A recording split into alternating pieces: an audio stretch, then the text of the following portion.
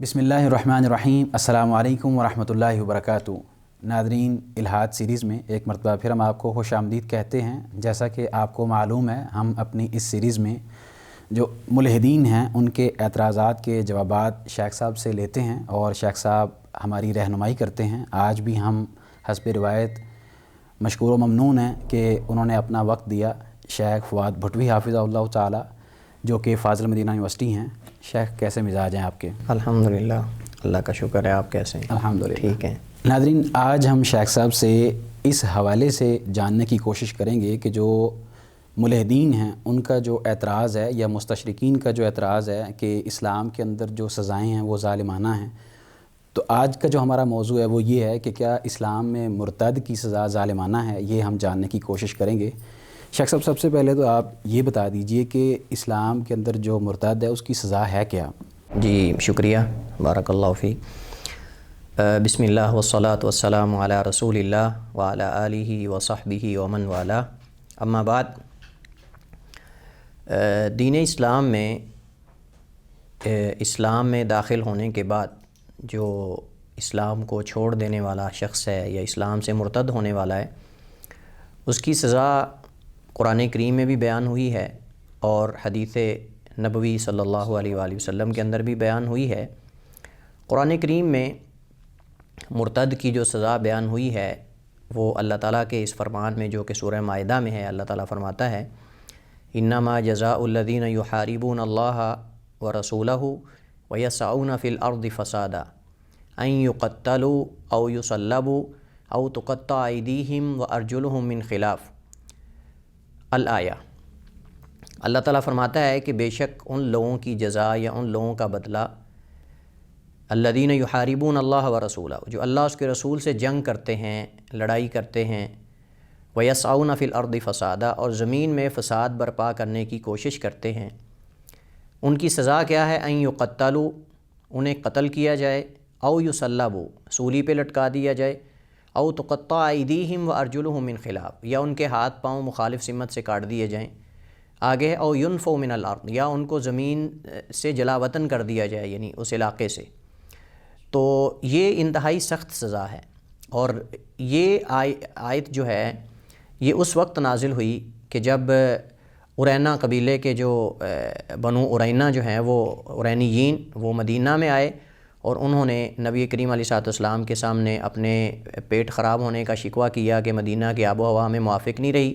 اور ہمارے پیٹ خراب ہو گئے ہیں۔ تو نبی کریم علیہ السلام نے انہیں کہا کہ باہر چراگاہ میں چلے جاؤ اور وہاں صدقے کی اونٹنیاں اور اونٹ چر رہے ہیں، اور وہاں تم ایسا کرو کہ اونٹنیوں کا دودھ اور اونٹوں کا پیشاب جو ہے وہ تم ملا کر پیو۔ تو انہوں نے کافی عرصہ تک وہاں دودھ پیتے رہے، اور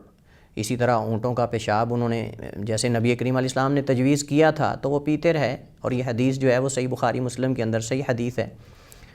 اور اس حوالے سے ہم دفاع سنت، ہمارا جو پروگرام، اس کے اندر بات بھی ہم کر چکے ہیں تفصیل سے، جو اس پہ اعتراضات ہیں، اور آیا اونٹ کے پیشاب کے اندر شفا ہے یا نہیں ہے، اور اس پہ جو لوگ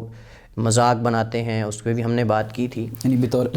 طب کے انہوں نے حکم دیا، جی، یعنی ایک علاج کے طور پہ کیا اس کو استعمال کیا جا سکتا ہے آج بھی یا نہیں۔ اس پہ اگر کوئی ہمارے ناظرین میں سے تفصیل جاننا چاہتا ہے تو ہمارے دفاع سنت جو سیریز ہے اس کے اندر ہم اس پہ باقاعدہ اس حدیث پہ پروگرام کر چکے ہیں۔ بے شک۔ تو ہمارا محل شاہد اس حدیث سے یہ ہے کہ انہوں نے کیا کیا کہ جب شفا یاب ہو گئے، صحت یاب ہو گئے، تو انہوں نے ایک تو مرتد ہو گئے، اور دوسرا یہ ہے کہ انہوں نے جو صدقے کی اونٹنیاں تھیں، اونٹ تھے، وہ چرا لیے، اور ساتھ ہی جو چرواہے تھے یا چرواہا تھا اس کی آنکھوں میں سلاخیں گرم کر کے لوہے کی وہ پھیریں، اور ان کے جو ہے وہ ہاتھ پاؤں کاٹ دیے اور چل نکلے، تو ان کا مثلا کر دیا، تو پکڑے گئے۔ تو نبی کریم علیہ تحیۃ و تسلیم نے ان کے ساتھ وہی کچھ کیا جو انہوں نے چرواہوں کے ساتھ کیا تھا۔ اب یہ آیت جو ہے انما جزاء الذین یحاربون اللہ ورسولہ، یہ آیت جو ہے وہ بہت سارے صحابہ کرام اور مفسرین کا قول یہ کہ اس وقت یہ آیت اتری تھی جب وہ مرتد ہوئے تھے، اور یہ مرتد کی سزا بھی ہے، اور یہ نظام کو خراب کرنے والے کی سزا بھی ہے، جس کو ہم کہتے ہیں محاربہ یا حرابہ بھی اس کو کہتے ہیں۔ اور فسادی جو لوگ ہوتے ہیں کسی بھی ملک کے اندر، اگر وہ اسلامی ریاست میں قانون کو چیلنج کرتے ہیں، نظام کو چیلنج کرتے ہیں، تو ان کی سزا بھی یہی ہے۔ اور اسی طرح یہ قصاص بھی ہے کہ انہوں نے قتل کیا تھا، تو اس کے اندر چونکہ ان کے جرائم ایک نہیں بلکہ کئی جرائم تھے، ایک جرم نہیں تھا بلکہ کئی جرائم تھے، تو اس وجہ سے تو اس آیت سے بھی علماء نے اور مفسرین نے یہ استدلال کیا ہے کہ دین کو چھوڑنے والے کی سزا بھی قتل ہے، اور اس کی مزید تخصیص جو ہے وہ حدیث نے کر دی ہے۔ نبی کریم علیہ الصلوۃ والسلام سے بہت ساری ایسی احادیث ملتی ہیں کہ جن کے اندر مرتد ہونے والا، دین سے پھر جانے والا، دین کو چھوڑ دینے والا، اس کی سزا قتل بیان ہوئی ہے۔ جیسا کہ عبداللہ بن عباس رضی اللہ تعالیٰ عنہما سے روایت ہے، فرماتے ہیں کہ اکرمہ جو کہ ان کے شاگرد ہیں تابعی، وہ بیان کرتے ہیں کہ حضرت علی رضی اللہ تعالیٰ عنہ نے کچھ لوگوں کو جلا دیا، تو عبداللہ بن عباس کو جب پتہ چلا تو بہت ناراض ہوئے، اور انہوں نے کہا کہ نبی کریم علیہ الصلوۃ والسلام نے فرمایا کہ آگ کا عذاب اللہ کے علاوہ کوئی نہیں دے سکتا اور کسی کو نہیں دینا چاہیے مخلوق کو، تو اگر میں ان کی جگہ پہ ہوتا، یعنی حضرت علی رضی اللہ تعالیٰ عنہ کی جگہ پر، تو میں ان کو جلاتا نہ بلکہ ان کو قتل کرتا، چونکہ نبی کریم علیہ الصلوۃ والسلام نے فرمایا من بدل دینہ فاقتلوا، یہ صحیح بخاری کی حدیث ہے کہ نبی کریم علیہ الصلوۃ والسلام نے فرمایا کہ جو اپنے دین کو بدل دے اس کو قتل کر دو، اسے قتل کر دو۔ اور اسی طرح عبداللہ بن مسعود رضی اللہ تعالیٰ عنہ سے صحیح حدیث بخاری مسلم میں موجود ہے کہ نبی کریم علیہ الصلوۃ والسلام نے فرمایا لا یحل دم امرئ مسلم الا باحدى ثلاث،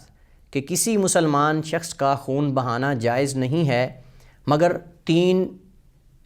گناہوں کے بدلے میں یا 3 چیزوں کے بدلے میں، اگر ان میں سے کوئی ایک کرتا ہے تو اسے قتل کیا جائے گا یا اس کا خون بہانا جائز ہو جائے گا۔ ان میں سب سے پہلے آپ نے فرمایا النفس بالنفس، قتل کے بدلے قتل، اگر کوئی کسی مسلمان کو قتل کر دیتا ہے تو قصاصاً اسے بدلے میں قتل کیا جائے گا۔ اور دوسرا فرمایا الثیب الزانی، شادی شدہ جو زنا کرے، یعنی باوجود شادی شدہ ہونے کے، شادی کے بندھن میں بندھ جانے کے باوجود اگر کوئی زنا کرتا ہے، بدکاری کرتا ہے تو اس کو رجم کیا جائے گا، جیسا کہ اس کے بارے میں اور بہت ساری احادیث جو ہے وہ موجود ہیں۔ اور اسی طرح تیسرا آپ نے فرمایا التارک لدینہ المفارق للجماع، اپنے دین کو چھوڑنے والا اور مسلمانوں کی جماعت سے علیحدہ ہونے والا، اس شخص کو بھی قتل کیا جائے گا۔ تو یہ 3 ایسی جو ہے وہ سزائیں ہیں یا ایسے گناہ ہیں جن کا بدلہ جو ہے وہ قتل ہے یا جن کی سزا جو ہے وہ قتل ہے۔ تو اس سے پتہ چلتا ہے کہ قرآن کریم اور احادیث کے اندر مرتد ہونے والے کی سزا جو ہے وہ قتل ہے، اور یہ سزا جو ہے یہ شرعی حدود میں سے ہے اور حدود میں سے ایک حد ہے۔ تو سوال یہ پیدا ہوتا ہے کہ پھر جو سزا جس طرح ان کو دی گئی جنہوں نے اونٹ چرائے اور جو چرواہا تھا اس کا مسئلہ کیا، تو کیا اسی انداز سے سزا دی جائے گی یا مطلب لٹکایا جائے گا، پھانسی دی جائے گی یا گردن اڑا دی جائے گی؟ کیا طریقہ کار ہوگا؟ سزا کا جو طریقہ کار ہے وہ کیا ہوگا جس بنیاد پہ جو ملحدین ہیں یا مستشرقین ہیں وہ اعتراض کرتے ہیں کہ یہ ظالمانہ سزا ہے؟ دیکھیے نبی کریم علیہ الصلوۃ والسلام کے فعل سے یہ پتہ چلتا ہے کہ اگر تو صرف مرتد ہونا اس کا جرم ہے تو پھر تو اسے قتل کیا جائے گا، اور قتل جو ہے وہ اس وقت جو معروف طریقہ ہوگا اس کے مطابق کیا جائے گا۔ صحیح۔ اور یعنی امام احمد بن حنبل رحمہ اللہ تعالیٰ ان کا موقف یہ ہے کہ تلوار سے قتل کیا جائے گا، گردن اڑائی جائے گی۔ بہرحال یہ تو حالات کے مطابق ہے، اگر کہیں پھانسی دی جاتی ہے تو مقصد اس کو مطلب جان سے مارنا ہے۔ صحیح۔ اور اگر اس نے مرتد ہونے کے ساتھ کوئی اور بھی جرم کیا ہے، مرتد ہونے کے ساتھ اس نے کوئی اور بھی جرم کیا ہے، مثلا شاعر اللہ کا استہزاء کیا ہے، مذاق اڑایا ہے، یا کوئی جیسے ان لوگوں نے کیا تھا ارینا قبیلے کے لوگوں نے کہ انہوں نے چرواہوں کو قتل کر دیا، ان کا مسئلہ کر دیا، اونٹنیاں چرا کر لے گئے، اور کئی جرائم کیے تھے، تو ان کی سزا اس سے سخت بھی ہو سکتی ہے۔ اور وہ جیسے قرآن کریم نے کہا کہ ان یقتلوا او یصلبوا، سولی دیے جائیں، قتل کیے جائیں، یا پھر ان کے ہاتھ پاؤں مخالف سمت سے کاٹ دیے جائیں، یہ ان کی سزا ہے۔ تو یہ تو جو اس وقت کا حاکم اور حکمران اور قاضی ہے وہ فیصلہ کرے گا حالات کے مطابق اور ان کے جرائم کے مطابق۔ اگر تو خالی مرتد ہونا جرم ہو تو پھر ان کی سزا قتل ہے، اور اگر اس سے بڑھ کر اور بھی جرائم ہوں تو پھر سزا اس سے بھی کڑی اور سخت ہو سکتی ہے۔ اگر دیکھا جائے تو سزائیں تو ہر جگہ پہ دی جاتی ہیں، جو مغربی ممالک ہیں ان کے اندر بھی جو کافر ہیں وہ بھی سزائیں دیتے ہیں، مسلمان بھی، اور اسی طرح دیگر جو کسی مذہب کو نہیں مانتے ملحدین ہیں جو بھی ہیں وہ بھی سزائیں دیتے ہیں۔ تو لیکن اس سزا کو ظالمانہ کیوں کہا جاتا ہے؟ کیا یہ سزا ظالمانہ سزا ہے اور کس اعتبار سے ہے؟ دیکھیے پہلی بات تو یہ ہے کہ کوئی اگر دین اسلام کو چھوڑتا ہے اور اس کو چھوڑنے کے جو ہے وہ عوض میں اگر قتل کر دیا جاتا ہے تو اس کو ظالمانہ سزا کہنا اور دیگر اس سے بڑے بڑے جو جرائم کیے جاتے ہیں پورے اس دنیا میں اور عالم میں، ان کی طرف انسان نظر نہ دوڑائے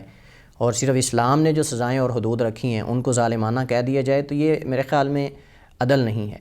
انصاف نہیں ہے۔ پہلی بات تو یہ ہے کہ یہ کہنا کہ یہ حد جو ہے مرتد کی یا سزا یہ ظالمانہ ہے اور انسانی حریت کے مطلب کے خلاف ہے، تو یہ عدل پر مبنی نہیں ہے، یہ تجزیہ آپ کہہ سکتے ہیں یا یہ رائے آپ کہہ سکتے ہیں، اور مقصد صرف یہ ہے کہ لوگوں کو اسلام سے متنفر کیا جائے۔ تو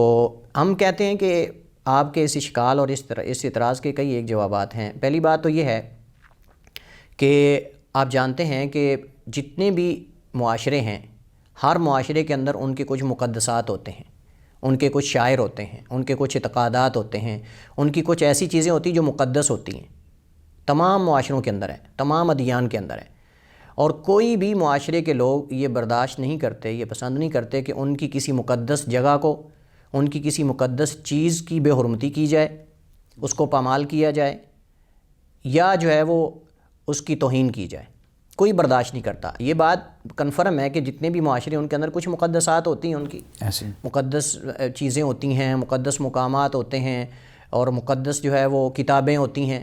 کوئی بھی ان میں سے یہ برداشت نہیں کرتا کہ ان کی ان مقدسات کی کوئی جو ہے وہ اہانت کرے، توہین کرے یا مطلب کہ اس کے ساتھ کوئی برا رویہ اختیار کرے۔ تو اسلام کے اندر بھی اسلام دین برحق ہے، اور آپ جانتے ہیں کہ جس قدر کوئی چیز برحق ہوگی اور اس کی عظمت اور رفعت زیادہ ہوگی، اس قدر اس کی توہین کرنے والے کی سزا بھی زیادہ ہوگی۔ بے شک، یعنی آپ دیکھیں کہ تمام ممالک کے اندر انہوں نے اپنے اپنے مطلب کہ نظام کو کامیاب کرنے کے لیے اصول اور قوانین اور سزائیں رکھی ہیں، مالی ہوں یا مطلب کہ وہ بدنی ہوں۔ یعنی ہم یہ کہہ سکتے ہیں کہ اگر کوئی ملک اپنا کوئی غدار برداشت نہیں کر سکتا تو پھر ایک مذہب کیسے برداشت کر سکتا ہے؟ دیکھیں یہی ہم بات کر رہے ہیں نا کہ اب صاف ظاہر ہے کہ اسلام کے مقدسات ہیں، اسلام کے بھی شاعر ہیں، تو جو بندہ مرتد ہوتا ہے صاف ظاہر ہے کہ وہ ان میں سے بہت سارے ایسے ہوتے ہیں کہ جو اسلام میں سے کسی چیز کی توہین کر کے جاتے ہیں یا ان کے بارے میں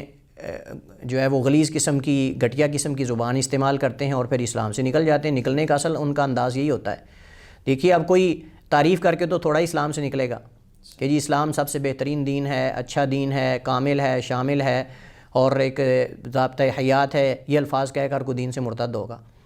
تو جب مقدسات ہیں اسلام کے اور اسلام ہے بھی برحق، تمام ادیان میں سے برحق دین اسلام ہے، ان الدین عند اللہ الاسلام، تو پھر اگر ان عظیم مقدسات کی کوئی توہین کرتا ہے یا ان کو برحق ماننے کے بعد اگر کوئی ان کا انکار کرتا ہے تو گویا کہ وہ دوسروں کے سامنے یہ دعویٰ کر رہا ہے کہ یہ باطل ہیں، پہلے حق ان کو کہہ کر پھر باطل۔ تو ان مقدسات کی حفاظت کیسے کی جائے گی؟ اس کے لیے قوانین بنائے جائیں گے، اور جیسے ممالک کے اندر ایک نظام ہوتا ہے، اسلام ایک نظام ہے اور ایسا نظام ہے جو عالمگیری ہے، یہ صرف ایک علاقے کے لیے، ایک خاندان کے لیے، قبیلے کے لیے، ملک کے لیے نہیں، ایک عالمگیری نظام ہے، اور اس کے اندر انسانیت کی حفاظت ہے، انسانیت کے حقوق کی پاسداری ہے، اور یہ انسانیت کو انسانیت سکھانے آیا ہے، اور یہ ہماری خیر خواہی کے لیے ہے۔ دین اسلام کی تعلیمات جو ہیں وہ انسان کی فطرت، نیچر اور طبیعت کے مطابق ہیں اور ماحول اور معاشرے کے مطابق ہیں۔ کوئی ایسا دین ہے، کوئی ایسا اگر نظام اور قانون ہے تو لے کے آئیں۔ تو اسلام جو ہے وہ ہمیں ایسا نظام دینے کے لیے آیا ہے جو ہمارے انسانوں کی طبیعتوں اور ہماری جو نیچر ہے، فطرت، اس کے مطابق ہے۔ تو اگر اس کو کامیاب کرنے کے لیے کوئی قانون بنایا جاتا ہے تو اس پہ اعتراض کس بات کا ہے؟ آپ بھی تو اپنے قوانین کو کامیاب کرنے کے لیے قوانین بناتے ہیں اور اپنے نظام کو کامیاب کرنے کے لیے، تو اسلام سے بڑا بھی کوئی نظام ہو سکتا ہے؟ اور آپ کے جو قوانین اور نظام ہیں یہ آپ کے ملکوں تک محدود ہیں، لیکن اسلام ایک ایسا نظام ہے جو عالمی نظام ہے اور پوری دنیا کے لیے ہے، پوری کائنات کے لیے ہے، تو اس کی اہمیت اس سے بھی زیادہ ہے۔ جب آپ یہ برداشت نہیں کرتے کہ کوئی بندہ آپ کے نظام کو چیلنج کرے، آپ کے قانون کو چیلنج کرے، تو اسلام کیسے برداشت کرتا ہے کہ اس کے قانون کو کوئی چیلنج کرے؟ دوسری بات یہ ہے کہ جو سب سے اہم پوائنٹ ہے وہ یہ ہے کہ اسلام کسی کو مجبور نہیں کرتا اسلام میں داخل ہونے کے لیے۔ بے شک، اسلام کسی کو مجبور نہیں کرتا اسلام میں آنے کے لیے۔ لا اکراہ فی الدین، اللہ تعالیٰ نے قرآن کریم میں کہا ہے کہ دین اسلام میں کوئی سختی نہیں، حتیٰ کہ جب جنگ کے لیے مسلمان جایا کرتے تھے نبی کریم علیہ السلام کی قیادت میں یا اس کے بعد صحابہ کرام کی قیادت میں، جو سپہ سالار تھے ان کی قیادت میں، تو اس وقت ان کے سامنے 3 آپشن رکھے جاتے تھے۔ پہلا یہ ہوتا تھا کہ دین اسلام قبول کر لو، لیکن مجبور نہیں کیا جاتا تھا۔ دوسرا یہ ہوتا تھا کہ اگر تم اسلام کو قبول نہیں کرنا چاہتے تو جزیہ دے کر اپنی آزادی سے اپنی عبادت کرو، اپنے دین پہ رہو۔ اور تیسرا یہ ہوتا تھا کہ اگر تم یہ دونوں نہیں کر سکتے تو پھر لڑائی کے لیے تیار ہو جاؤ۔ یہ تیسرا اور آخری آپشن ہوتا تھا۔ دیکھیے، تو کسی کو مجبور نہیں کیا جاتا۔ اگر ایک بندہ اپنی رضامندی اور خوش دلی سے اسلام میں داخل ہوتا ہے، گویا کہ وہ اس اسلام کو برحق مان رہا ہے اور اس بات کا عہد کرتا ہے، معاہدہ کرتا ہے کہ میں اسلام کے قوانین کی پاسداری کروں گا اور اس کا احترام کروں گا۔ اور آپ جانتے ہیں کہ جب کوئی بندہ، آپ بڑے عہدے سے لے کر چھوٹے عہدے تک جتنے بھی سرکاری حکومتی عہدے ہوتے ہیں وہاں حلف لیا جاتا ہے، اور حلف کے اندر کیا وہ کہتا ہے کہ میں اس ملک کے قوانین کی پاسداری کروں گا اور خیانت نہیں کروں گا، غداری نہیں کروں گا، فلاں نہیں کروں گا، فلاں نہیں کروں گا، اور کرتا ہے تو اس کو کیا کیا جاتا ہے؟ قتل ہے نا اس کی سزا۔ یہ دنیاوی تمہارا نظام ہے جس کی کوئی اہمیت نہیں ہے، تم اس کے بارے میں سزائیں قتل رکھتے ہو۔ تو جو عالمی نظام اسلام ہے، اگر اس کو چھوڑنے والے کی سزا قتل رکھی جاتی ہے جس کا وہ معاہدہ کرتا ہے اسلام میں داخل ہوتے ہوئے، اشہد ان لا الہ الا اللہ واشہد ان محمد رسول اللہ، یعنی میں اللہ تعالیٰ اور اس کے قوانین کو مانوں گا، محمد کریم صلی اللہ علیہ وسلم اور ان کے قوانین کو مانوں گا اور اس کی سنت کو مانوں گا، معاہدہ کر کے حلف اٹھا کے اسلام میں آیا اور چپ کر کے نکل جائے، پوچھے ہی نہ اس کو کوئی، یعنی یہ کہاں کا عدل اور انصاف ہے؟ تو اس وجہ سے ہم کہتے ہیں کہ اسلام عالمی نظام ہے، اور ایک بندہ اپنی خوش دلی سے اس میں داخل ہوتا ہے اور حلف لیتا ہے، اس بات کا حلف دیتا ہے کہ میں اس کے قوانین کی پاسداری کروں گا، اس کے شاعر کا احترام کروں گا، سب کچھ کروں گا۔ پھر اگر چھوڑتا ہے تو گویا کہ وہ اپنے جو اس نے مطلب کہ حلف اس سے لیا گیا تھا، اس کی عہد جو معاہدہ کیا تھا اس کی خلاف ورزی کر رہا ہے، اور اس کی سزا قتل ہونی چاہیے۔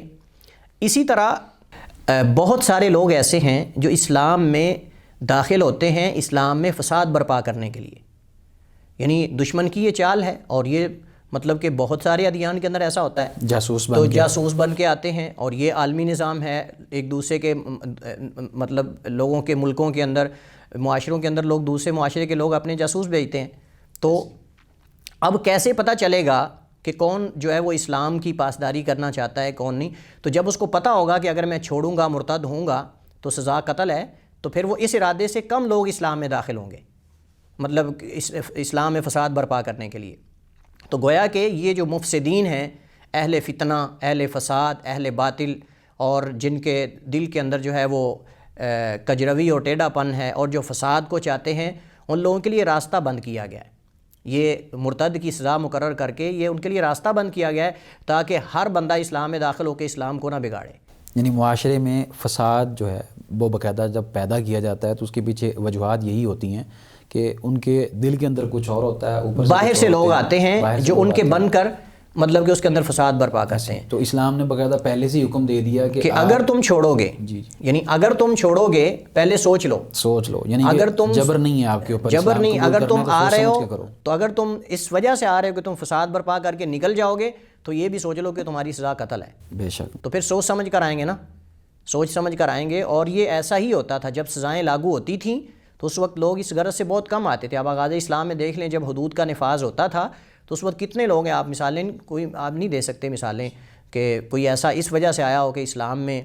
فساد برپا کرنے کے لیے، مسلمانوں کو ان کے عقائد کو بگاڑنے کے لیے آیا ہو اور پھر جو ہے وہ نکل گیا ہو۔ اس وجہ سے جب آتے تھے تو جو اپنے ان کے ظالمانہ قوانین تھے یا ان کے جو ادیان کے اندر چیزیں تھیں اس طرح کی، جو ان کے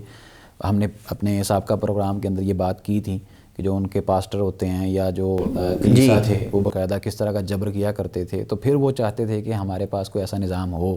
بالکل سوچ سمجھ کر ہی وہ اسلام میں داخل ہوتے تھے۔ بلکہ ایک تابعی کے بارے میں آتا ہے کہ وہ کسی صحابی کے غلام تھے، تو جب ان کو آزاد کیا گیا تو رونے لگ گئے۔ تو پوچھنے والوں نے پوچھا کہ تم روتے ہو کیوں؟ تمہیں خوشی ہونی چاہیے کہ تمہیں آزادی مل گئی ہے، پہلے تم کسی انسان کے تابع ہو کر جو ہے وہ زندگی گزار رہے تھے اور اب تم آزادی سے اللہ کی عبادت کر سکتے ہو۔ تو کہنے لگے مجھے اس بات پہ رونا آ رہا ہے کہ مجھے جو پہلے دوہرا اجر ملتا تھا ان میں سے ایک اجر آج چلا گیا ہے۔ یعنی حدیث کے اندر آتا ہے کہ نبی کریم علیہ الصلوۃ والسلام نے فرمایا کہ جب کوئی غلام اپنے آقا کا حق ادا کرتا ہے، حقوق ادا کرتا ہے اور اللہ کے حقوق بھی ادا کرتا ہے، اس کے لیے دوہرا اجر ہے۔ تو یہ ایک اجر تو چلا گیا مجھ سے، چونکہ آج کے بعد میں غلام نہ رہا، تو اس وجہ سے مجھے رونا آ رہا ہے۔ تو آپ یہاں سے اندازہ لگا سکتے ہیں کہ جب کوئی اسلام کے اندر آتا ہے اور اسلام کے قوانین اور اس کے نظام کو دیکھتا ہے تو اس کے اندر کسی قسم کا جبر نہیں، کسی قسم کا ظلم نہیں، عدل و انصاف پر مبنی ہے، انسان کی فطرت کے مطابق ہے، یہ دین فطرت ہے، دین حنیف ہے، دین حق ہے،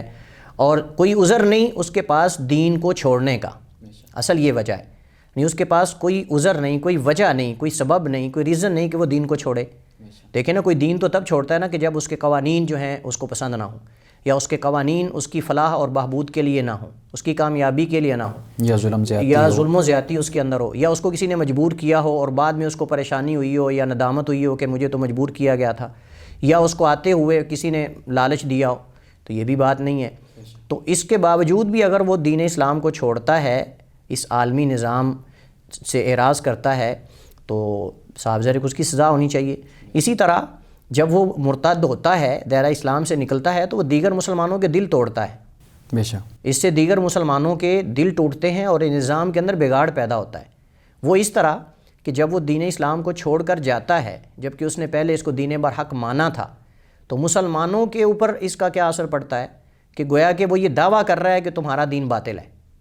تم باطل یہ سب کچھ کر رہے ہو، یہ نماز پڑھ رہے ہو اور روزے رکھ رہے ہو، یہ ٹائم تمہارا برباد ہے، اس کا کوئی فائدہ نہیں۔ تو اس سے دل، دیکھیں نا، آپ ایک بندہ نیکی کا کام کر رہا ہو، خیر کا کام کر رہا ہو، اور آپ اس کو کہیں یار یہ کیسا تو گندا کام کر رہا ہے، یا اس کا کیا فائدہ ہے تمہیں، ایسے ٹائم ویسٹ کر رہے ہو، کوئی اور کام کرو، تو اس کا دل ٹوٹ جائے گا۔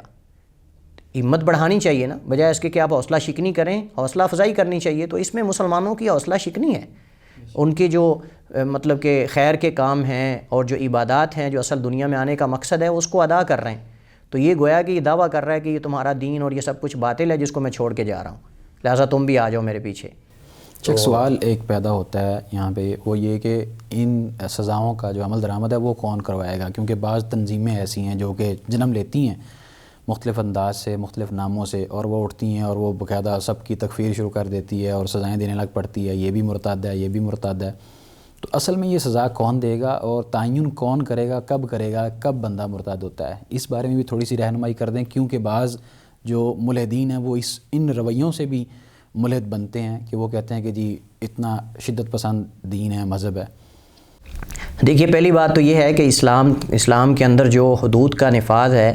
یہ معاشرے کے کسی فرد کا حق نہیں، بے شک یہ اللہ اس کے رسول کا حق ہے، اور اس حق کو وہ لے گا یا اس کا ذمہ دار وہ ہے جو حکمران ہے یا قاضی ہے،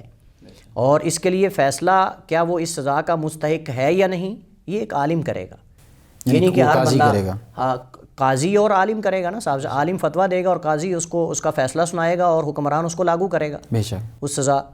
اس کا نفاذ کرے گا۔ یعنی براہ راست کوئی بندہ، کوئی فرد یہ نظام کرتا ہے، اس کا نفاذ نظام کرتا ہے، اس کا جو اس نظام کے اندر خلل پیدا کرنے کی کوشش کرے گا وہ بذات خود سزا کا مستحق ہے۔ یہ اسلام کا نظریہ نہیں ہے کہ ہر بندہ جو ہے وہ اٹھ کر وہ کسی پہ فتویٰ لگا کے کہے کہ یہ مرتد ہو گیا، یہ کافر ہو گیا، اس کو قتل کر دے۔ یہ انہیں نظام کے اندر بگاڑ اس سے پیدا ہوتا ہے، اور اسلام نظام لانے کے لیے آیا ہے، نظام کو برباد کرنے کے لیے، خراب کرنے کے لیے نہیں آیا۔ لیکن ہم یہ کہتے ہیں کہ یہ حدود جو ہیں ان کا مستحق، ان سزاؤں کا وہ کون ہے، کیسے ہے، کب ہے، یہ ایک عالم اور ایک قاضی فیصلہ کرے گا۔